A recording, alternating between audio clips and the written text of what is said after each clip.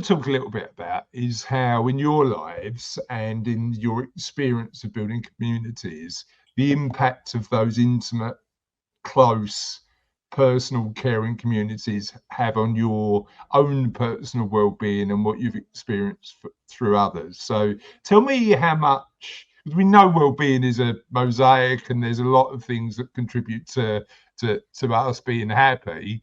But how does community contribute to both you being happy, and what do you see in the communities you build? You go ahead, babes. Well, I think, we've covered a lot about the sense of love and contribution and feeling significant. I think there's two angles to it. It's whether you lead one and whether you are a citizen of one.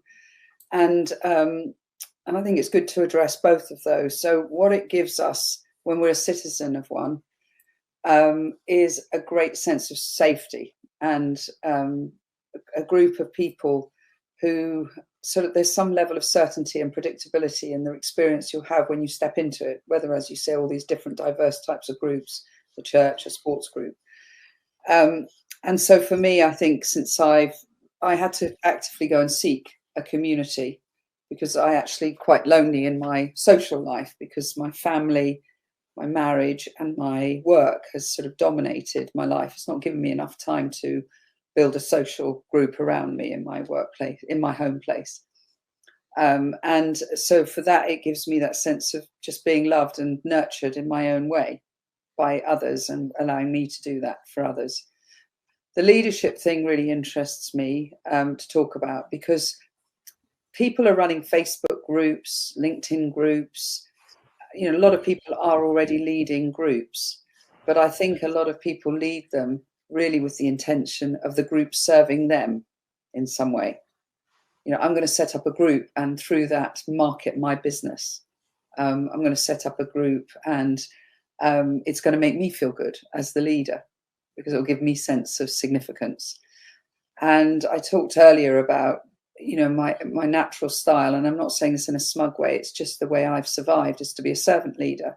Is very different. And I think when you do find a group, if you're not feeling comfortable in it, you have to keep looking, because that servant leadership is what you're actually seeking. Communities work best when actually, to a certain extent, the leader is almost invisible. The citizen are more important than the leaders.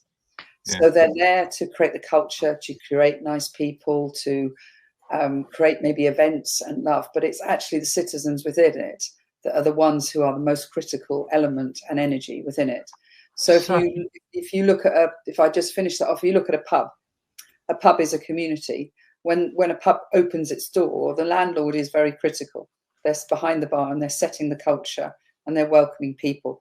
A really good pub, it becomes the people in front of the bar. Yeah. That are why you walk into it. You don't rely on that landlord being there. And it's the people in it that make you feel great when you step in, know your name, make you feel loved, talk to you.